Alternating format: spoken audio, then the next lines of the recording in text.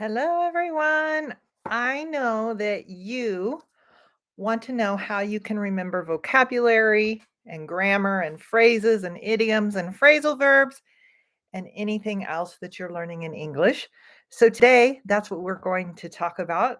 Welcome to another 10 to 20 live with Tanya. I'm Tanya. And so I see a lot of people have joined us. If you have questions for me today that I can answer about the topic of remembering vocabulary or all those things I just said, put your questions in the comments and be sure to put a question mark or all capital letters so that I can find your questions. And let's get started because we have a lot to cover in a short time. Today, I want to tell you 4 ways you can remember vocabulary. And of course, there are other ways, but these are 4 ways that are effective, that work very well. And I want to answer the question, why don't vocabulary lists work? Of course, if having a list of vocabulary words and memorizing them works for you, then you should keep doing that. But if it's not working for you, I want to help you with that. So, hello, everyone. Hey, Jeff. Hey, Roma. Good to see you all again. Sophia, Jana, great to see everyone. Let me know where you're listening from. And let's get started with that first question, why vocabulary lists don't work. So, back in the day, I say back in the day a lot, meaning back in the past, we used to teach and learn vocabulary by having a list of words. Then we would define those words, and then we would try to remember them or memorize them. And while you can memorize words, and usually you can remember them for a short amount of time, usually enough time to take a test, you don't typically remember them for a long time, and you don't typically start using them in your conversation until you do some of these other things I'm gonna tell you. So, even people who say to me, "I love vocabulary lists," which no one says to me, but there might be people out there. I actually do use a vocabulary list to learn Spanish, but let me tell you how I do it a little differently. Um, so the app that I have gives me a vocabulary word with a picture.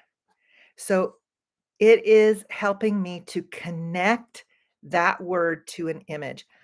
I am a visual learner, meaning I learn by seeing things.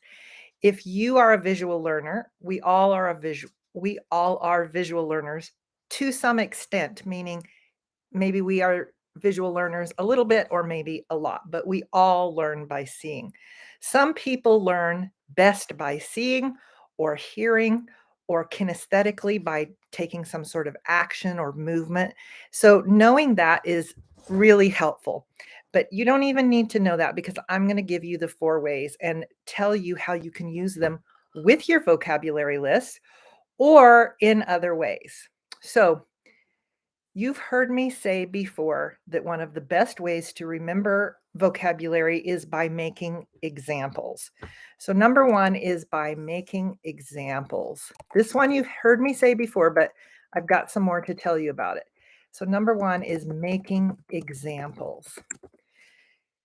So, here's the thing, when we make examples or get examples from someone else, because this is common, people will go online and find examples. That's a good way to do it, but it's even better if you can make examples in context.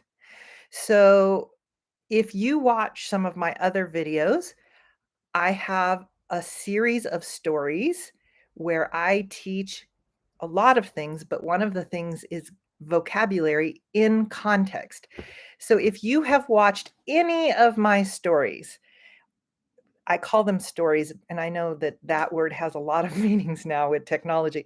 But if you've watched any of my YouTube videos where I tell you a story and then there's vocabulary in the story, let me know in the comments. Say, I watch your stories, or I like your stories, or whatever. Let me know in the comments here. Because the reason I make these videos is because one of the best ways to learn vocabulary is to first hear it in context. What do I mean by that? I mean, hear it in a story, in an article, in something you're reading or listening to or watching. And of course, if you understand it in that context, that's really going to help you. So I see some people who are liking the stories. Fabulous. So the most recent video I made with a story was a story about myself and my children visiting the national park, Yellowstone. Hopefully you saw that one.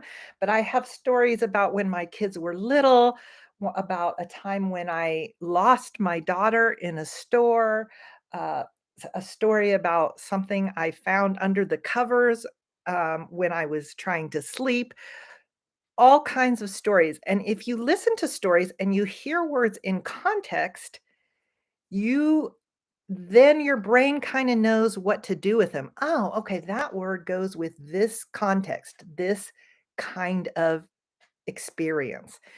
When you get a list, the words are almost always out of context.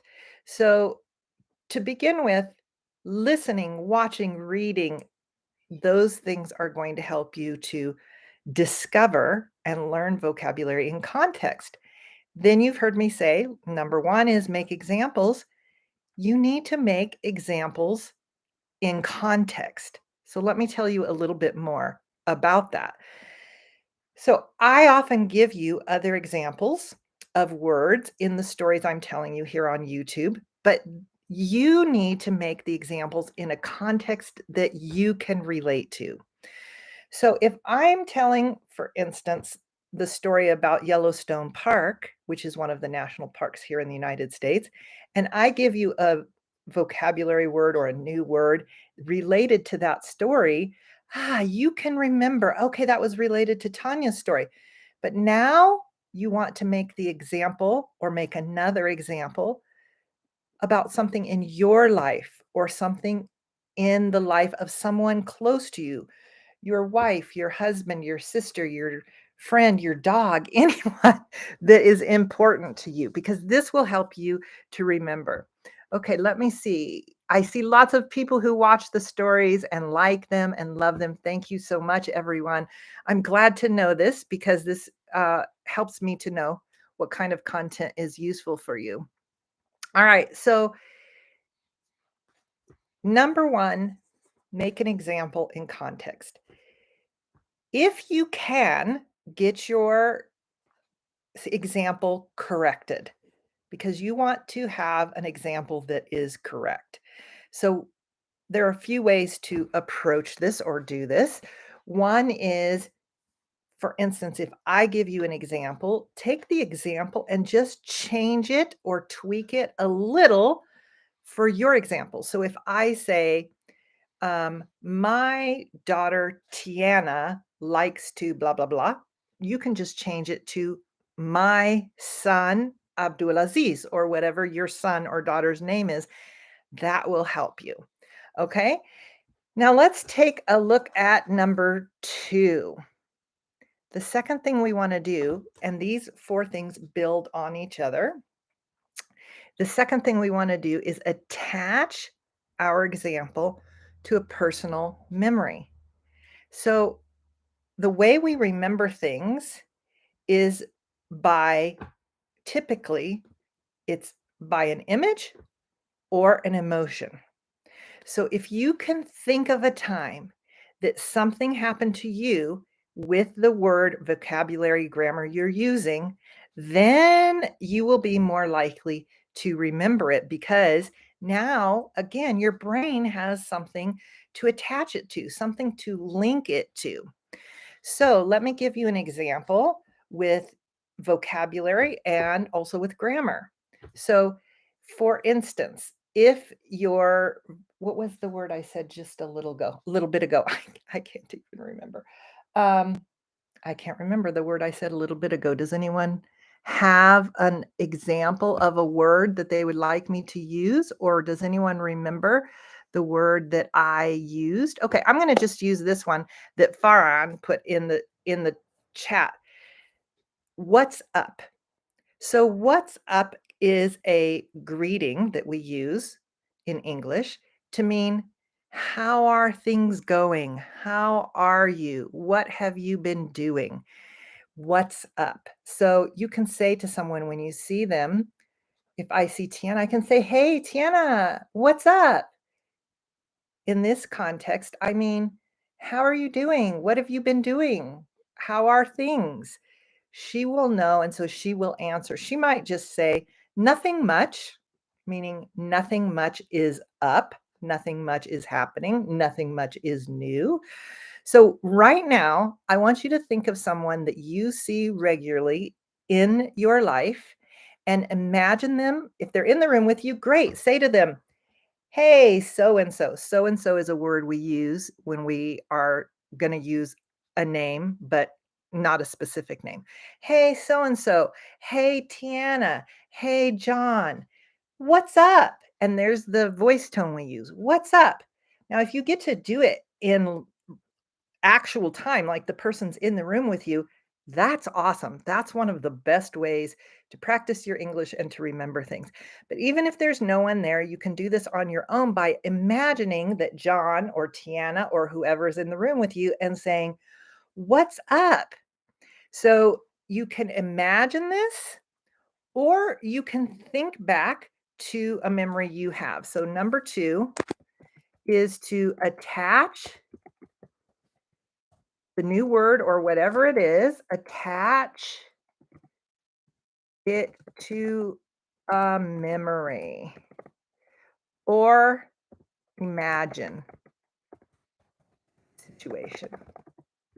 Okay, so you're going to attach it to a time in your past that you had that experience, or you're going to create one like we just did in this example. Okay, I see some questions coming up here, so let me take a look. Shenanigans is a great word. Let's use this word shenanigans. Shenanigans. I'll write it, but Jeff put it here. Shenanigans. Shenanigans, I think, is a little bit Irish, but it is just when we say that somebody is doing something, maybe they shouldn't. They're up to no good. They are up to no good is another phrase we use. Doing something they shouldn't. Okay, so this is for you, if you have never heard this word, this is like getting a word on a list. There's no context. So let's put it in context. If I am teaching in a classroom, we're all in the classroom. So imagine all the people in the chat here in the classroom. I'm teaching you all, and I look back at the back and I see Jeff is back there with another guy in the class, and they're doing something, but I don't know what they're doing. I can see, though, that it's probably not what they're supposed to be doing, which is listening to the teacher and working on their English. So I might say, "Jeff and John, what kind of shenanigans are you up to?" In other words, what are you doing? I know you're not doing what you're supposed to be doing. What kind of shenanigans are you up to? I might be misspelling shenanigans. I'm not exactly sure how to spell shenanigans, to be honest with you. Um, I'll give you another example. So you imagine that example with me. You just used step one and step two, and I'm going to help you to use step three here in just a minute. Um, so another example would be, I'm talking to another mom, and I know that my children have done something they're not supposed to, and I say to her, "They came home later than they were supposed to last night, but I don't know what kind of shenanigans they were up to. I don't know what they were doing that made them late, but I know there was some kind of shenanigans going on." So a shenanigan is just something should not have been happening. Ah, Mariana, thank you. Mariana has put the correct spelling here. Thank you. Thank you. Spelling is one of the most difficult things in English because our words are not phonetic. You can't sound them out. You have to memorize spelling, which is the same as trying to memorize vocabulary words. It's not an easy thing to do. Okay, let me see. Let me give you number 3 so that we can practice some of these with number 3, which is attach them to a strong emotion. Attach them, meaning the words. Attach, I'm going to put it right here. Number 3, attach the new word to a strong emotion. Now, there are other ways that our brain remembers things, but emotions are one of them. This is why if you went through a very difficult time, it's hard to forget because you had strong emotions of anger, sadness, pain, hurt, those kinds of things. So, but you can have strong emotions of joy, happiness, peacefulness too. So, take your example and attach it to some emotion at least. The stronger the emotion, the better. So, let's use the shenanigan example. Let's go back to having all of us in class. You're listening, you're paying attention, you want to learn English. It's very important to you. Maybe you paid a lot of money to be in the class, and somebody is in the back corner and there's some kind of shenanigans going on there. And now you can't hear, you can't learn the English you wanted to learn. What do you feel? Put it in the in the in the comments. What do you feel if there's shenanigans going on? If you're doing the shenanigans and you get caught, what do you feel? Put what you're feeling in the comments. Do you feel glad or happy or frustrated or angry or guilty, or what do you feel? Put your feelings in the comments. So this is number 3. While you're writing down your feelings, I'm going to look and see what some of the other questions are. I know that I missed one. Joel says, thank you, teacher. When are you going to teach about the use of would, should, and had? I have some videos on Instagram about would and should, but it is on my list. I'm going to make a note since you've asked again, Joel. Would and should have. Those are both, I know, they're a little confusing. So we will talk about those. And I will tell you, because I said just a minute ago, you can use the things I'm telling you today for learning grammar as well. What made me think about it is the word have when we use it in the present perfect, which is tricky. So let me give you a phrase with present perfect that you can use these ideas I have for you today to start remembering them as well, which is a very common phrase or sentence in present perfect is, I have been doing something for some time. So I have been doing something for some amount of time. I put it in the comments there so you can see it. Really common one is, I have been living here for how many ever years? 5 years. This is the present perfect. Imagine where you live right now. I have been living here for however long. If you've only been there a month, say, I have been living here for a month. If you've lived there all your life, you can say, I have been living here all my life, or I have lived here all my life. I have lived here since last year.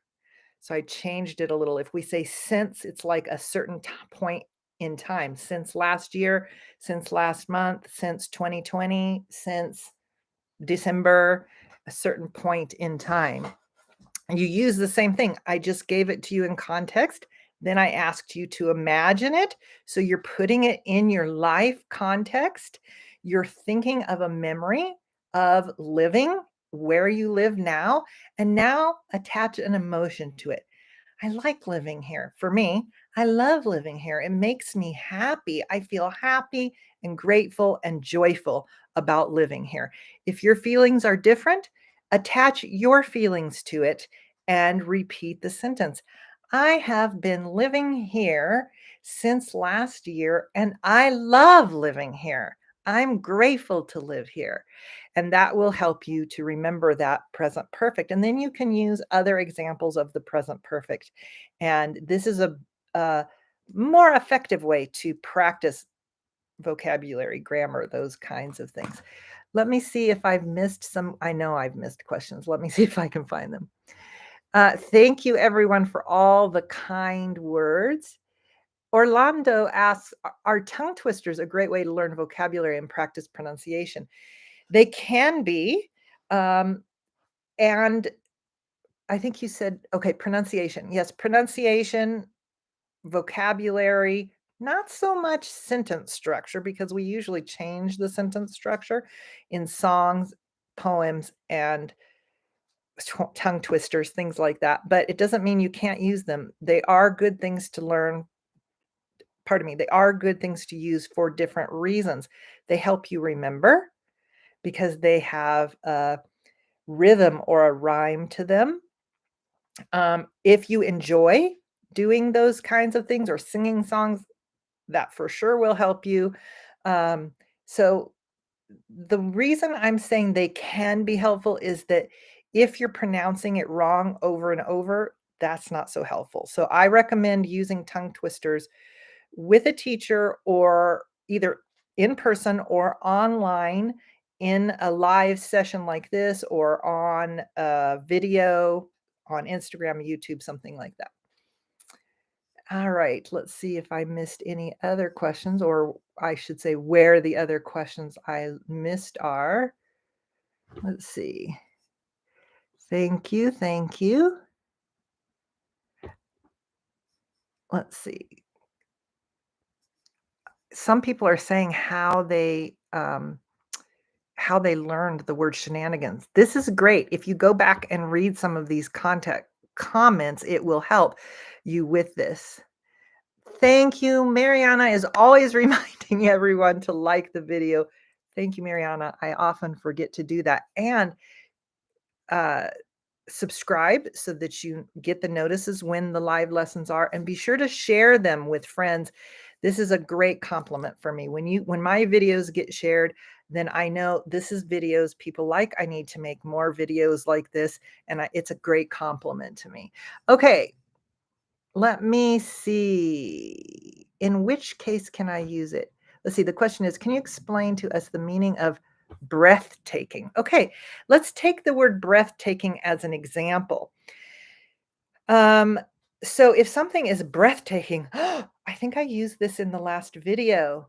Did you learn this word breathtaking from the video about Yellowstone? I'm curious. This, I think, was one of the vocabulary words in the Yellowstone video that I made this last, or that I posted this last week.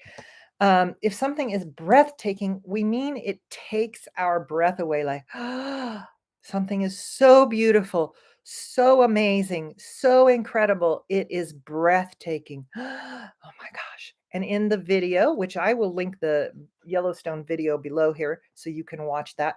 I'm pretty sure I was saying that the geyser at Yellowstone Park is breathtaking.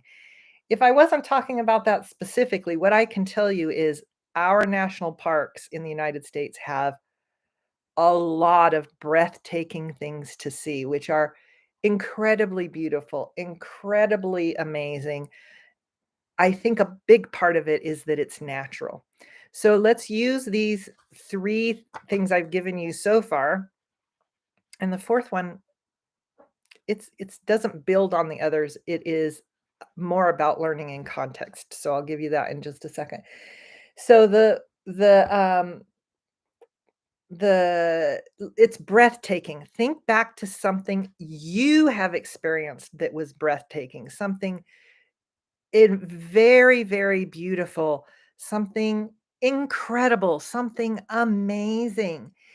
The vacation I had with my family, we went to think about where you went or think about what you did, and the view was breathtaking. So now we're using number 1 and number 2. We're using the word in context and we're relating it to our own memory, our own experience. If you don't have a memory of that, you can imagine that experience for yourself.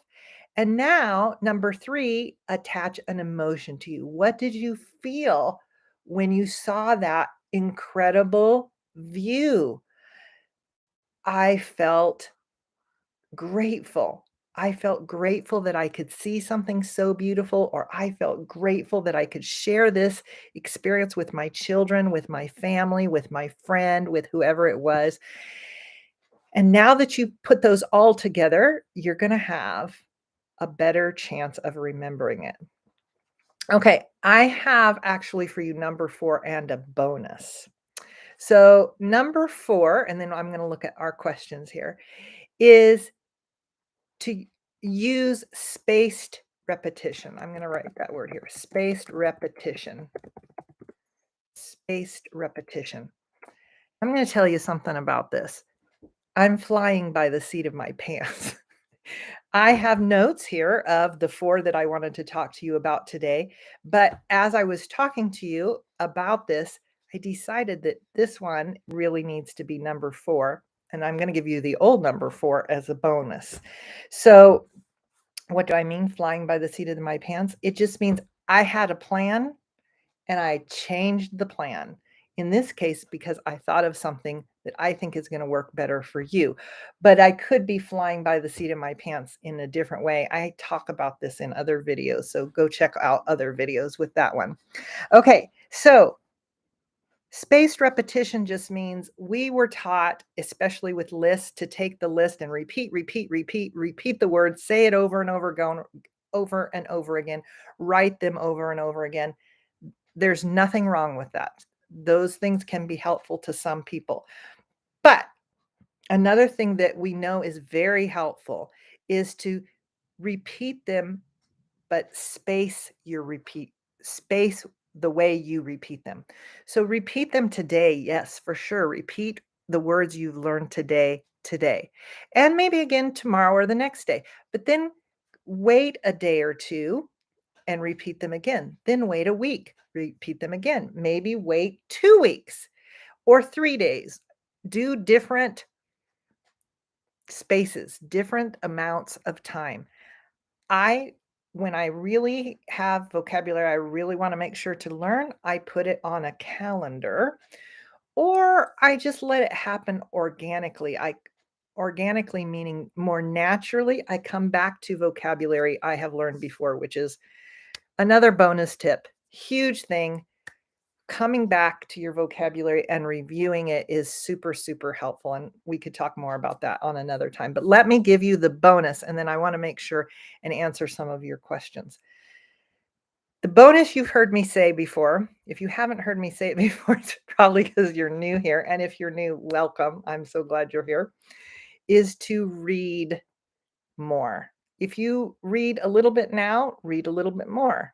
If you read this much now, try to read more. If you're already reading a lot, great. Give yourself a pat on the back because you're already doing something that's really going to help you with your memory of vocabulary. It's all these things. We think we're not learning vocabulary and grammar and stuff when we read, but we are. And we're learning it in, yes, a passive way, but a more natural way. I definitely want to talk more about passive and active learning because there's so much to learn about that. So I will definitely put that on the list too. Um, in our WSB groups, our program, our Women Speak Better program, and our individual classes, we include reading because we know how important that is and we know how difficult it is for people to do that. So we do that with you to help you, but we also give you opportunities to do it on your own, help you to figure out ways to work it into your life because it is so important to the process. If you love to read, let me know in the comments. I love to read. If you, I don't know, reading is okay, put it in the comments. Or reading is good, I like it, but not too much, put it in the comments. I want to know because most people say to me, I hate reading, which makes me sad, but it's good to know because I really want to help people to enjoy reading. And that's a part of it is to find a way that you enjoy reading, which probably means finding something different to read, either a different level or a different topic. Okay, let's see. Martina loves reading. That's awesome. Let's see what kind of things I have here. I'm going to go backwards a little bit here. What is the difference between view, scenery, landscape? Okay, so the view is what you can see. All of this that I see right now is my view, but some of it's in the house, like the wall, and some of it is outside the window. I can see the landscape. The landscape is all of the natural, like if you see a landscape might be trees, or a landscape might be mountains, or your landscape might be the beach or the ocean or the desert. And what was the other one? View, landscape, scenery. Scenery typically is very similar to landscape. It can almost be synonymous, but it could be the scenery in a play. So, for example, if you go to the theater and there's actors on the stage, they have the scene and the scenery, whatever is on the stage. Sometimes we even refer to what we like seeing wherever we are as the scenery. So I hope that helped you with that question. What's the difference between either and neither? You can use these same steps that I gave today to practice this one. Either, neither. If I have two pens, I'm going to try to get two pens with very different colors. Let's do kind of a pinkish purple and a blue pen. And I say to you, which pen would you like? And it doesn't matter to you which pen. You can say either. It means I'll take the blue one or I'll take the, let's call this pink. It's kind of purple. Let's call it purple. I'll take the blue one or the purple one. It doesn't matter. I will take either. But if you don't like the pens at all because you wanted a red pen, you can say neither, neither. I don't want the blue one and I don't want the purple one. I want neither of those pens. I want the red one. So use these same 4 steps and the bonus step to remember these words. So let me talk a little bit about the bonus step about reading more. So how can I use reading more to remember either and neither? You're going to see those 2 words a lot in reading. So every time you see it, circle it, underline it, write it down, repeat it, read it out loud, write it in your notebook so that you start to have examples that you can use in context and change according to the different tips I gave you today. And if you're just now joining us, I hope you will go back and watch the recording of this. If you saw the whole thing, actually, watching the recording will help you to remember and you can take notes. Let me see if I have any last questions here. Got breathtaking. Let me see. Let me see. Let me see. Okay. So I see some people are helping each other in the comments. This is so helpful. Thank you for being willing to help each other out. You can also go put your questions when I post this video, go put your questions on the recording because I get all of my comments sent to me. Although that does help me to remember to say one thing, which is if you post a question on a video and I answer it and ask you a question, if you write back to me in that same thing, you hit reply and write back, there's a good chance I'm not going to see that. But every time you put a new comment, it comes to my dashboard. I see all of the new comments. I miss a lot of the reply comments. I don't know if that makes sense. I hope it does because I know I miss a lot of comments, and I've talked to YouTube about this. I really wish they would find a better way to do that because I love to chat with you in the chat. Okay, Orlando asks, are flashcards useful? So Orlando, this is a great question. It depends on if it's helpful for you. If flashcards are helpful for you, then I would say yes, especially if they have a picture related to it. Um, the app that I use is a flashcard app for Spanish, so it doesn't work for English, but it has the word and the picture, and it uses spaced repetition, so that's why I like it. I prefer to learn vocabulary by reading. That's what I do a lot of. But using all these different ways of learning is a really good idea until you find the one that works best for you, that you enjoy doing, that you will do without feeling like, oh, this is work. So if it's working well for you, I would say yes. If it's just a flashcard with the word and it's repetitive and boring, probably not so helpful. But if you like it, I say yes. Liking and enjoying what you're doing is helpful to the process. Okay, my 10 to 20 has keeps getting longer and longer, and I know you don't have much time, so I'm trying to keep them shorter, but I love talking to you all. So I'm looking forward to seeing you next week, or hopefully I'll get to see you in one of our Women Speak Better classes or one of our other classes. You can go find out more information about that on our website, englishcoach3ts.com. And I think that I will look forward to talking to you in the comments. See you there.